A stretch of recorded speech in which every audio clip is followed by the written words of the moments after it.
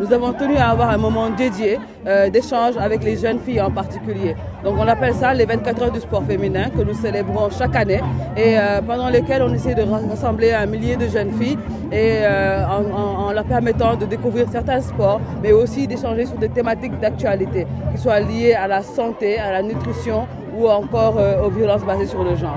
Oui, on peut dire que cette journée a été une réussite parce que les partenaires ont répondu présent, que ce soit les partenaires institutionnels ou encore les partenaires techniques. Les partenaires institutionnels, que ce soit le ministère de la Femme, de la Famille, le ministère de la Jeunesse, des Sports et de la Culture et tout autre ministère présent ici, je ne peux tous les citer, que ce soit les partenaires techniques, c'est-à-dire les fédérations qui ont été conviées à participer à cette activité aujourd'hui, ou encore les sponsors avec la Sonatel qui est notre sponsor premium, nous à Dakar 2026, qui a répondu présent ce jour, mais qui est accompagné aussi de deux autres sponsors pour cette journée.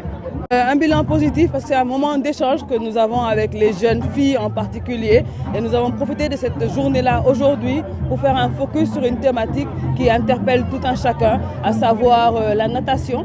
Le début de l'été a été le témoin de plusieurs cas de noyades qui ont été signalés dans la côte et dans les plages de Dakar. Nous avons profité de ce moment-là pour faire de la sensibilisation, pour parler aux jeunes sur les dangers de rentrer dans l'eau, dans les zones interdites ou les zones sans surveillance.